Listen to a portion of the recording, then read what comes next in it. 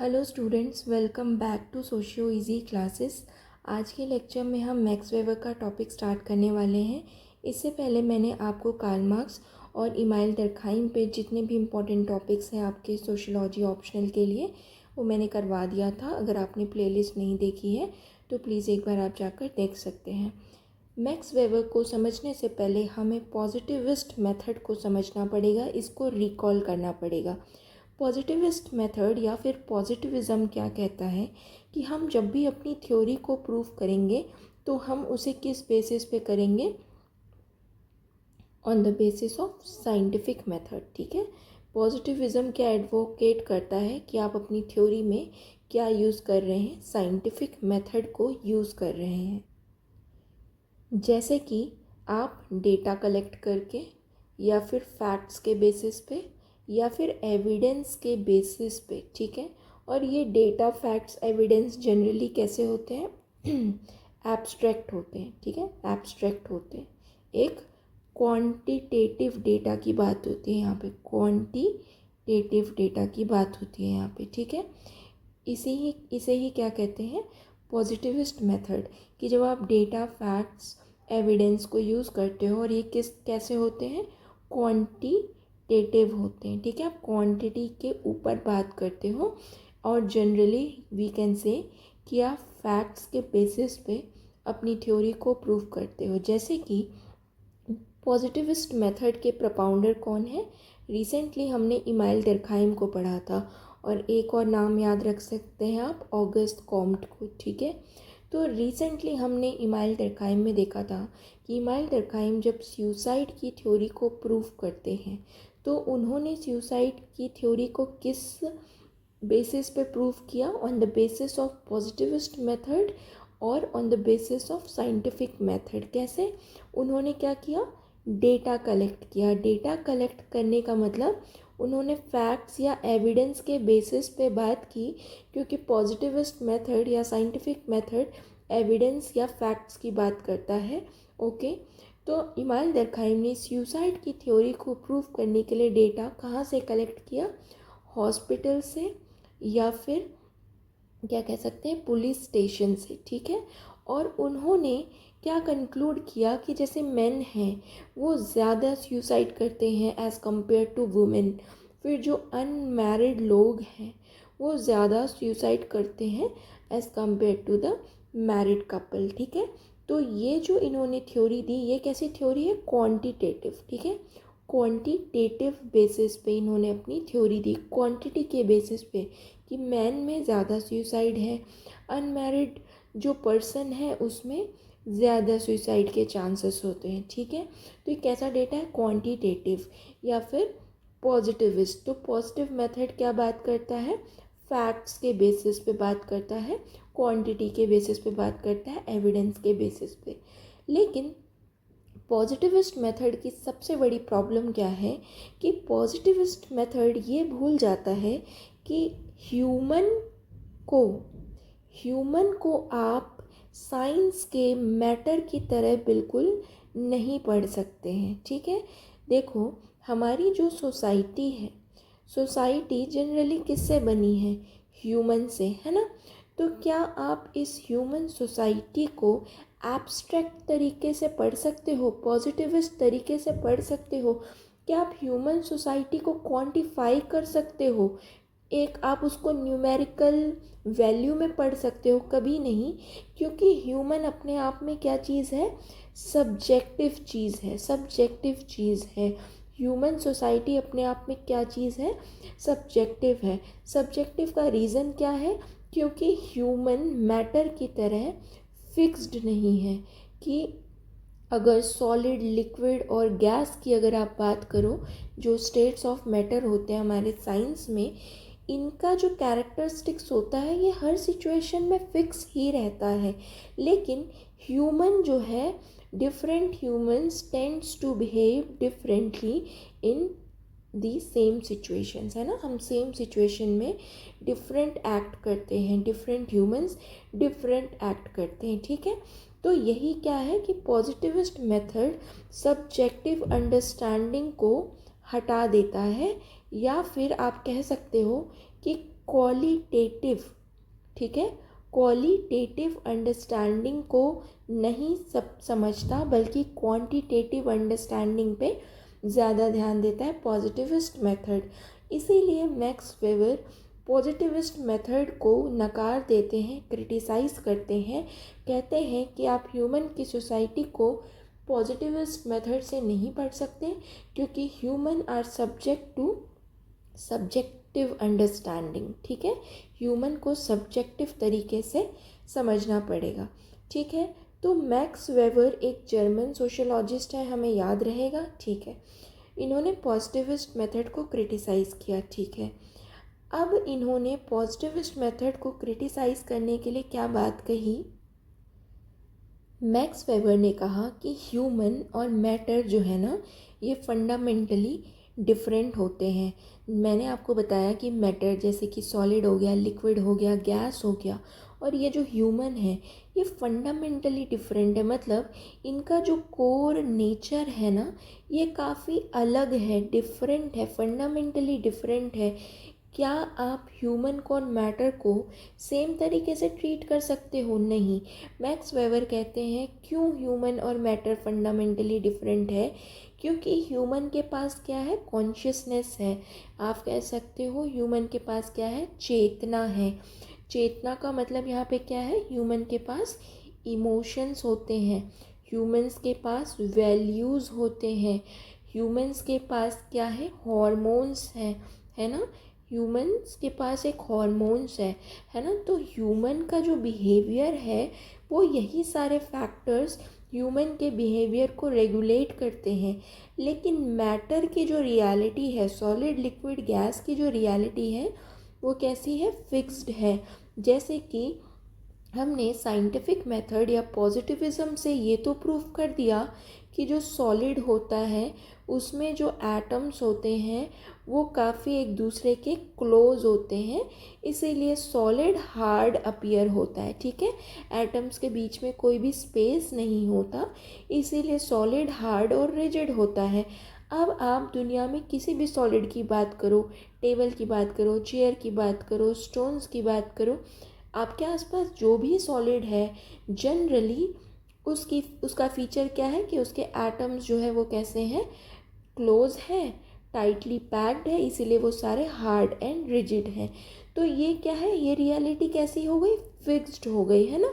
या फिर ये रियलिटी कैसी हो गई, जनरल हो गई, और you can say universal reality हो गई, जो हमेशा सेम ही रहेगी रियलिटी। लेकिन ह्यूमन की रियलिटी कैसी है, फिक्स्ड नहीं है, ठीक है। तो आप ह्यूमन को जनरलाइज नहीं कर सकते, जनरलाइज नहीं कर सकते, ठीक है। यूनिवर्सल तरीके से एक उस पर लॉ नहीं दे सकते, जैसे आपने मैटर के लिए लॉ दे रखा है, ठीक है, कि कोई भी अगर आप बॉल फेंकते हो तो ग्रेविटी का असर होता है और वो फिर चीज़ नीचे ही आती है। ये हमारा मटेरियल रियलिटी है, मैटर की रियलिटी है जो फिक्स्ड होती है। ह्यूमन की रियलिटी फिक्स नहीं होती, क्योंकि ह्यूमन के पास क्या है, consciousness in the form of emotions, awareness, values, ठीक है।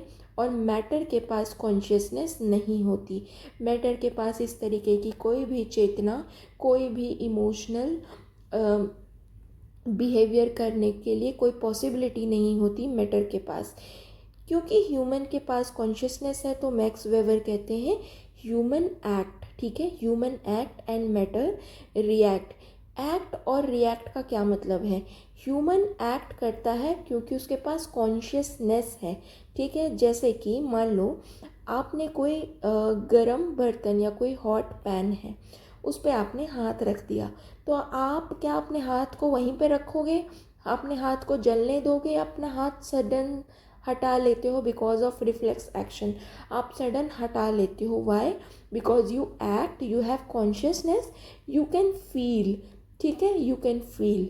बट मैटर की अगर मैं बात करूँ, मान लो मैं लिक्विड की बात करूँ, ठीक है, लिक्विड फॉर्म ऑफ मैटर की, तो लिक्विड जब भी 100 डिग्री सेल्सियस पे जाएगा ना, उसके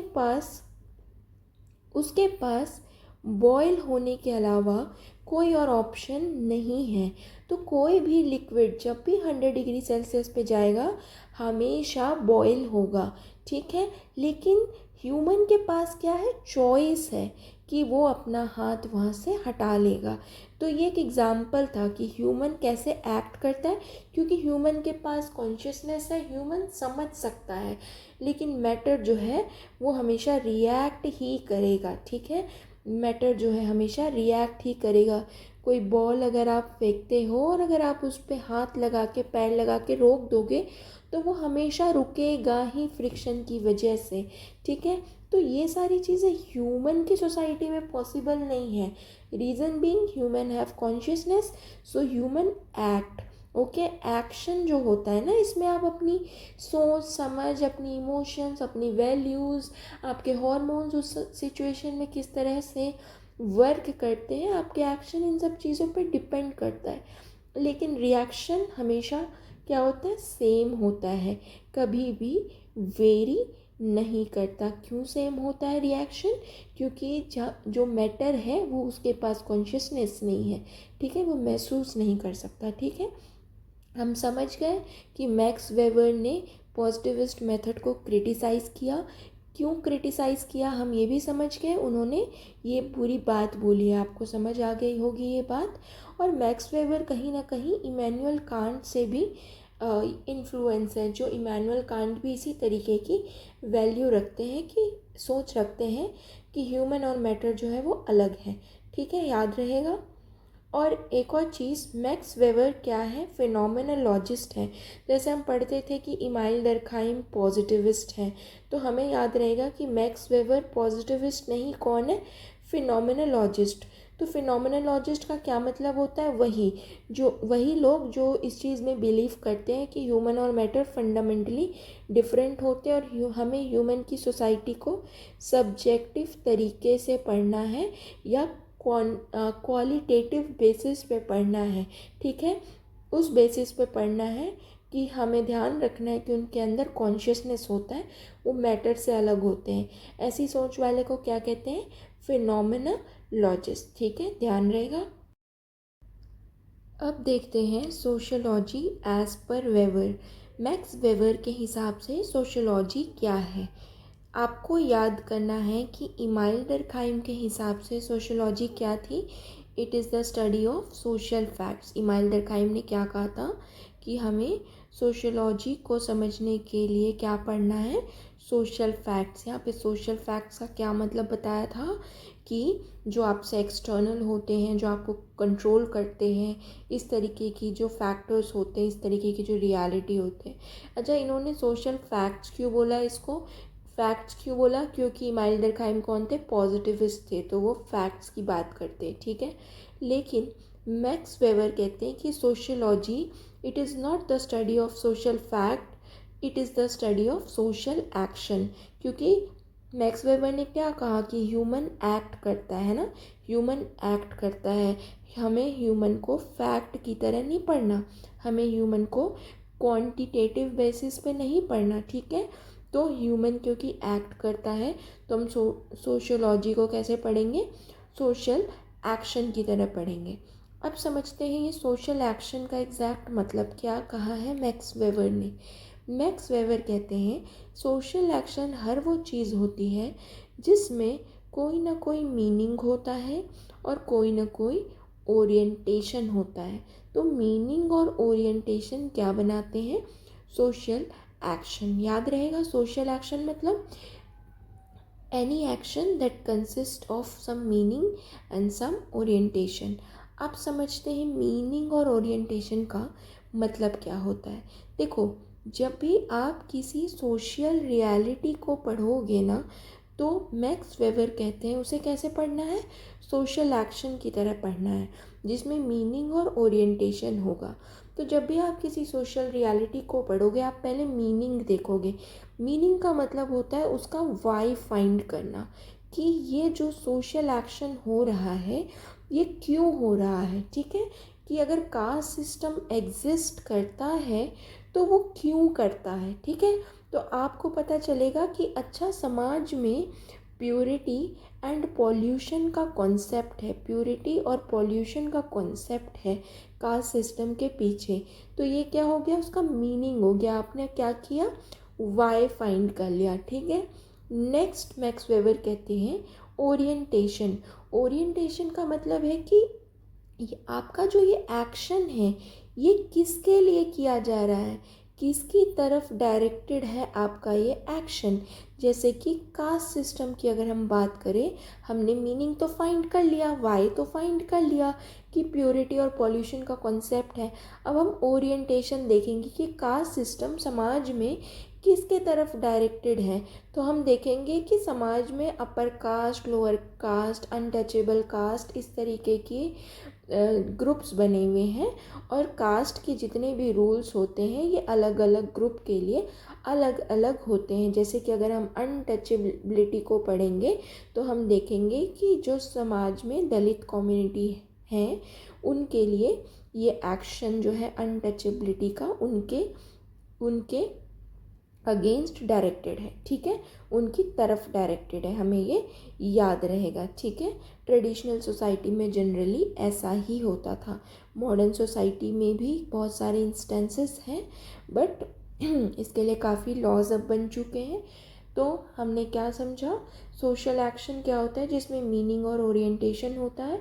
आपको एक और एग्जांपल दे देती हूँ आपको बेटर क्लैरिटी के लिए। सोशल एक्शन में मान लो कि आप एग्ज़ाम्स के लिए पढ़ रहे हो, ठीक है। मीनिंग क्या है आपका, वाई फाइंड करना, कि वाई क्या है कि आपको एग्ज़ाम को क्या करना है, पास करना है, क्लियर करना है, रैंक लानी है।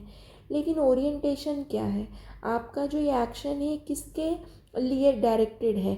हो सकता है आपकी अपनी फैमिली के लिए डायरेक्टेड हो कि मुझे अपनी फैमिली की सिचुएशन अच्छी करनी है। आपका हो सकता है ये एक्शन सोसाइटी की तरफ डायरेक्टेड हो कि मुझे सोसाइटी में एक बेटर पोजीशन पे जाना है, मुझे ऑफिसर बनना है ना। तो ये एक्शन सोसाइटी की तरफ डायरेक्टेड हो गया कि मुझे अपनी सोशल पोजीशन बेटर करनी है ना। तो आप समझ गए, मीनिंग मतलब वाई फाइंड करना और ओरिएंटेशन मतलब कि किसकी तरफ आपका एक्शन जो है वो डायरेक्टेड है, किसकी तरफ आपका एक्शन डायरेक्टेड है, ध्यान रहेगा। मैक्स वेबर अब कहते हैं कि हमने सोशोलॉजी को कैसे पढ़ना है, सोशल एक्शन की तरह, मतलब हमने समझ लिया। अब मैक्स वेबर कहते हैं कि अब इस सोशल एक्शन को हम किस मेथड से पढ़ेंगे।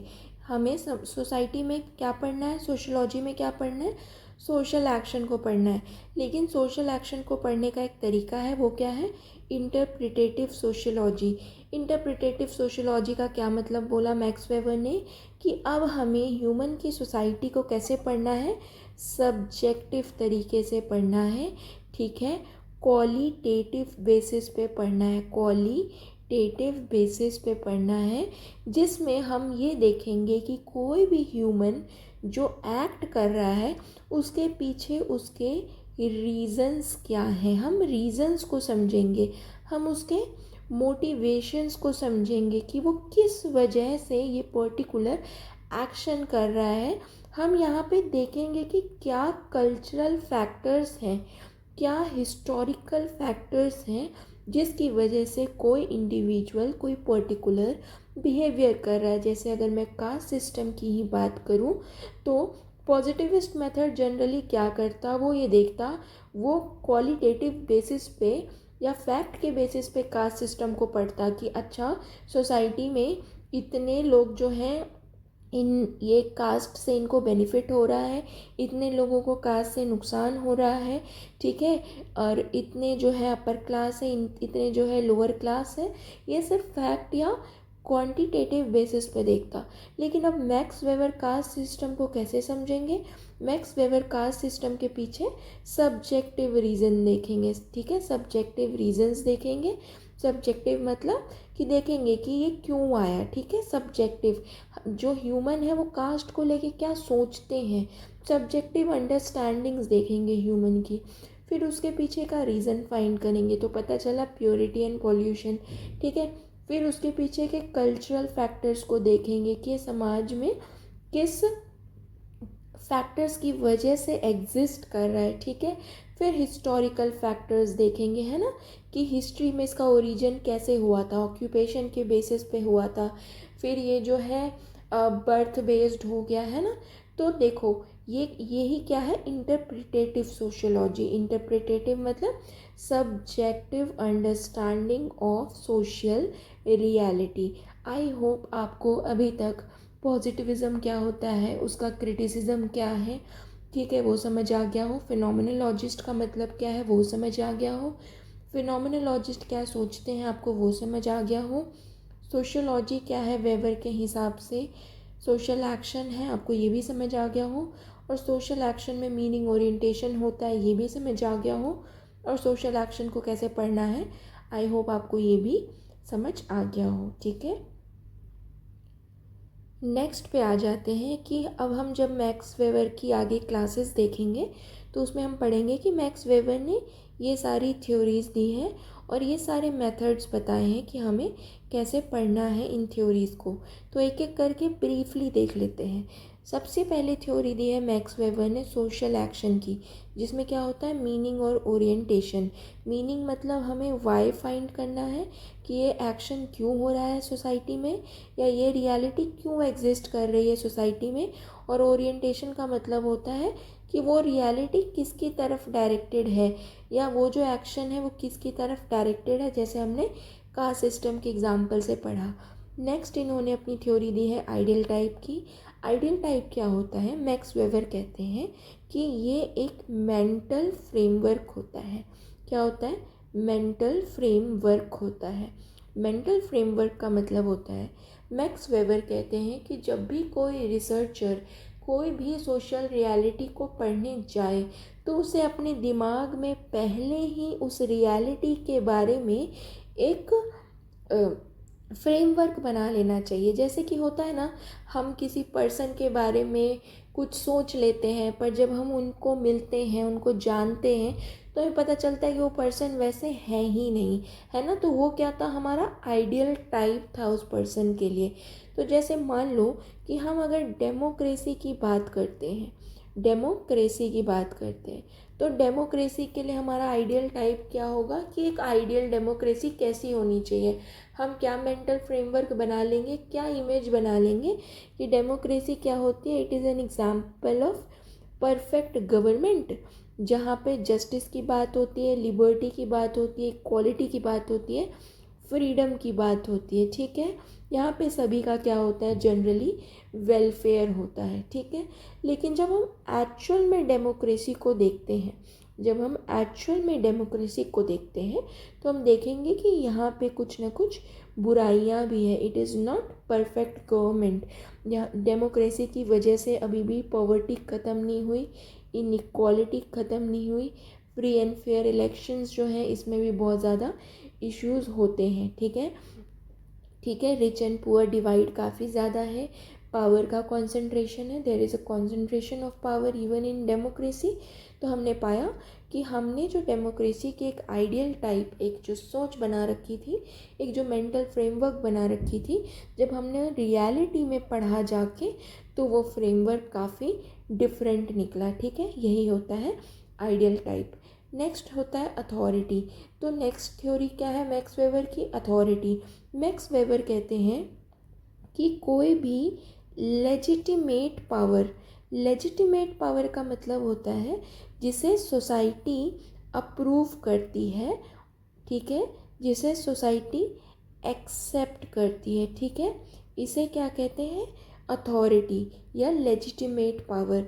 लेजिटिमेट पावर या अथॉरिटी मतलब जिसे सोसाइटी अप्रूव करती है, एक्सेप्ट करती है, ठीक है, ओके। तो मैक्स वेबर ने अथॉरिटी का मतलब बताया legitimate power accepted and approved by the society. Max weber कहते हैं कि अथॉरिटी जनरली 3 टाइप्स की होती है, ठीक है। एक है आपकी ट्रेडिशनल अथॉरिटी। ट्रेडिशनल अथॉरिटी वो होती है जिसमें आप क्या करते हैं, अपने जो ट्रेडिशनल फिगर्स होते हैं जैसे कि किंग्स हो जाते थे, या आपके फैमिली के जो पेट्रियार्कल हेड होते हैं उन्हें आप क्या करते हो, ओबे करते हो, आप उनकी बात मानते हो विदाउट क्वेश्चनिंग देम। क्यों, क्योंकि आपने अथॉरिटी को क्या कर रखा है, लेजिटिमाइज कर रखा है, एक्सेप्ट कर रखा है, ठीक है। नेक्स्ट अथॉरिटी मैक्स वेबर कहते हैं इट इज़ कैरिस्मा, ठीक है, कैरिस्मेटिक और कैरिस्मा, ठीक है।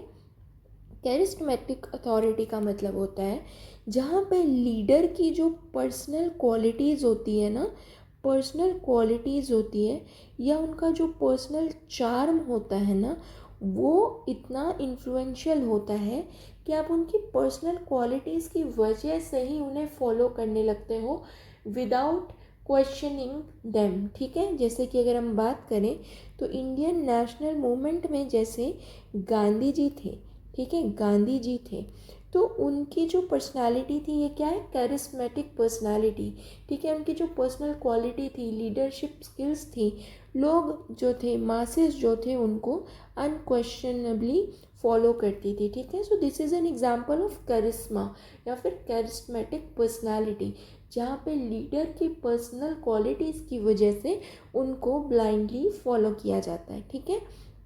जैसे कि हमारे गुरु होते हैं ना, रिलीजियस गुरुज होते हैं, तो उनको भी आप फॉलो करते हो ना, उनकी बात मानते हो, क्योंकि आप किस बेसिस पे उनकी बात मानते हो, because you consider that there are some personal qualities in this leader and this is called charismatic authority. ये क्या है, कैरिस्मेटिक अथॉरिटी है जिसको सोसाइटी ने एक्सेप्ट कर रखा है without questioning them. Next authority की बात करते हैं max weber, this is legal rational, legal rational authority.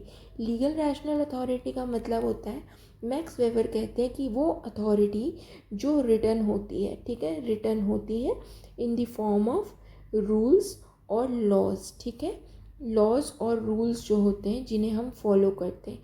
तो लीगल रैशनल अथॉरिटी क्या होती है, जनरली रिटन होती है in the form of rules and laws, जैसे कि आपका कॉन्स्टिट्यूशन ऑफ इंडिया, ठीक है। आप इसको अनक्वेश्चनेबली जनरली फॉलो करते हो, क्यों, क्योंकि this is an example of legal rational authority, ठीक है। नेक्स्ट थ्योरी दी है मैक्स वेबर ने ब्यूरोक्रेसी की, बहुत ही इंपॉर्टेंट थ्योरी है ब्यूरोक्रेसी। मैक्स वेबर कहते हैं it is also an example of legal rational authority, क्योंकि ब्यूरोक्रेसी जो है वो खुद रिटन रूल्स पे वर्क करती है, रिटन रूल्स पे वर्क करती है। यहाँ पे जितने भी ऑफिसर्स होते हैं they have to follow some codified rules और द रिटन रूल्स, ठीक है। और जैसे कि ब्यूरोक्रेसी के अगर आप कुछ फीचर्स देखो जो मैक्स वेबर ने बताया है, उन्होंने कहा कि ये मेरिट बेस्ड होता है, ठीक है, मेरिट बेस्ड है ना। ब्यूरोक्रेसी ऑफिसर्स बनने के लिए, सिविल सर्वेंट्स बनने के लिए, सिविल सर्वेंट बनने के लिए मेरिट बेसिस पर सिलेक्शन होता है, एग्ज़ाम क्लियर करना होता है। फिर इम्पर्सनल रिलेशंस होते हैं ऑफिसर्स और ऑर्डिनरी पर्सनस के बीच में, ठीक है, कोई भी डायरेक्ट रिलेशन नहीं होता, ठीक है। फिर यहाँ पे हायरार्की होती है ना, हायरार्की होती है, अपर सबऑर्डिनेट्स, लोअर सबऑर्डिनेट्स, ठीक है, इस तरीके की हायरार्की बनी होती है। तो हम इसे और अच्छे से पढ़ेंगे डिटेल में। नेक्स्ट मैक्स वेबर ने थ्योरी दी है Protestant ethics and spirit of capitalism.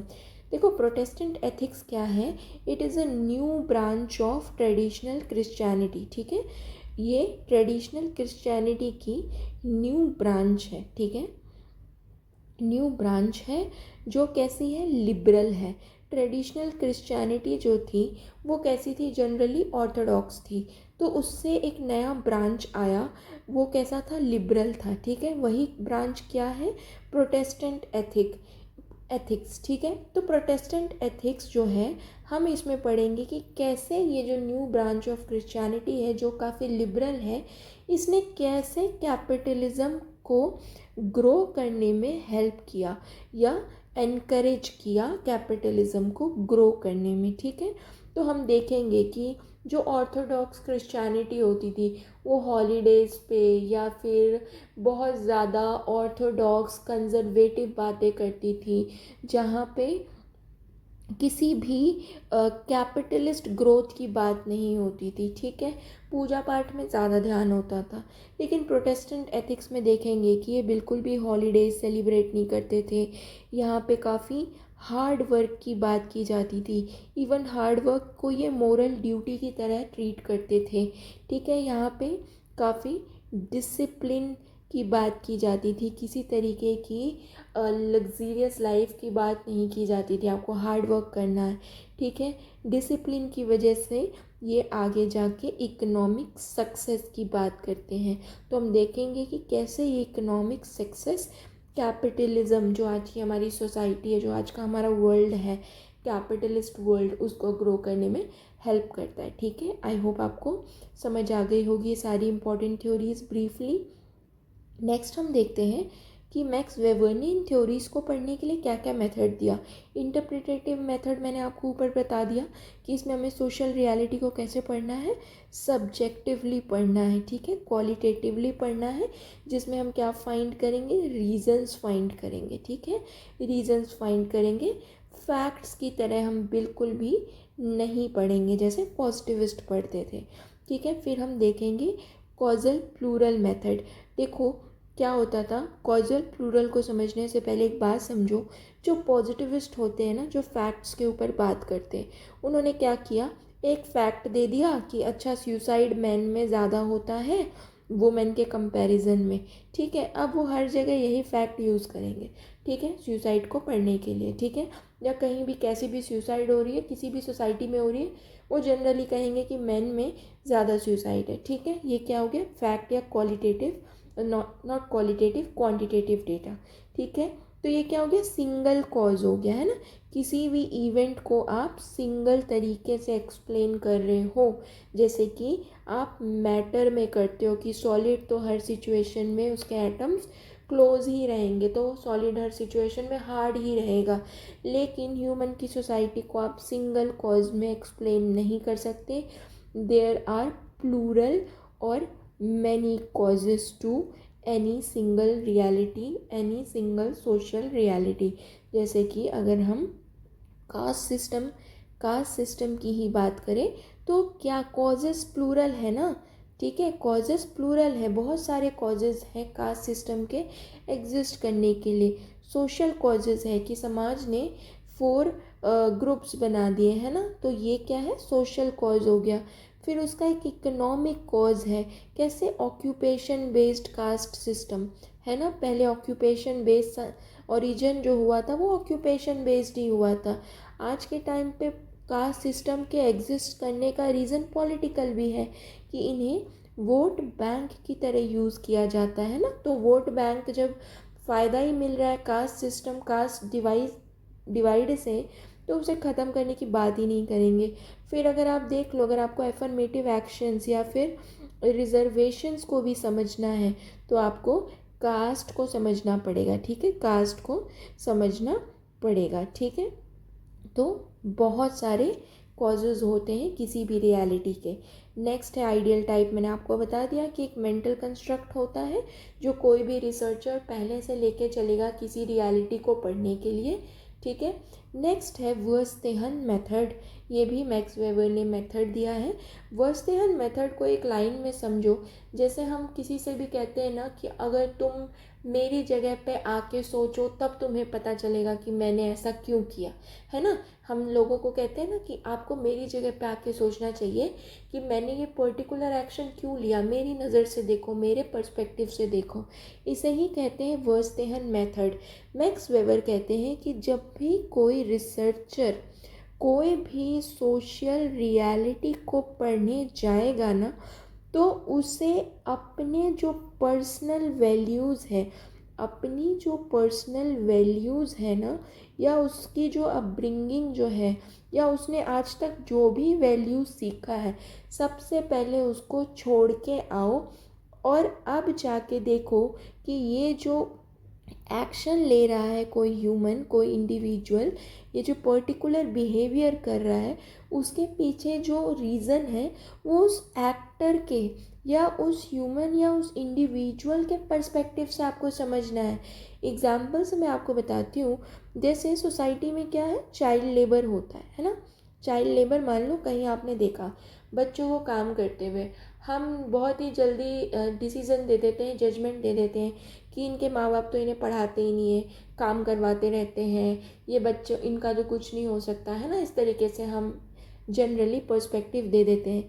लेकिन जब आप वर्स्टेहन मेथड से चाइल्ड लेबर को देखोगे, मतलब आपको उस सिचुएशन में जाके देखना है, अपनी पर्सनल वैल्यूज़, पर्सनल ओपिनियंस को हटा के देखना है, तब आप देखोगे कि ये चाइल्ड लेबर करने के पीछे रीज़न क्या है। क्योंकि ये चाइल्ड जिस फैमिली से आ रहा है वहाँ पे बहुत ज़्यादा पॉवर्टी है, ठीक है, बहुत ज़्यादा लोग हैं उस फैमिली में, तो वहाँ पे हर किसी को अपने आप को सस्टेन करने के लिए वर्क करना पड़ रहा है। इसीलिए एक चाइल्ड भी वर्क करने के लिए मजबूर है because of poverty.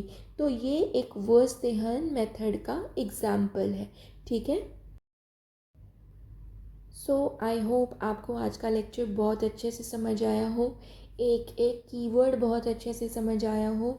Next lecture में हम मैक्स वेबर का सोशल एक्शन जो है इसको हम डिटेल में स्टार्ट कर देंगे, और हम देखेंगे कि यूपीएससी ने इस पर अभी तक क्या क्या क्वेश्चंस किए हैं, पूछे हैं, ठीक है, डिटेल स्टडी करेंगे। अगर आपको आज का लेक्चर अच्छा लगा हो तो please do like, share and subscribe and share with your friends also. और ये जो कंटेंट है सिर्फ आपको यूपीएससी ऑप्शनल में नहीं, मैंने जैसे बार बार बताया है, यूजीसी नेट कहीं भी ये कंटेंट काम आ सकता है, ठीक है। तो अगर आपको अच्छा लगा हो लेक्चर तो आप इसको प्लीज़ लाइक, शेयर और सब्सक्राइब करना। Thank you.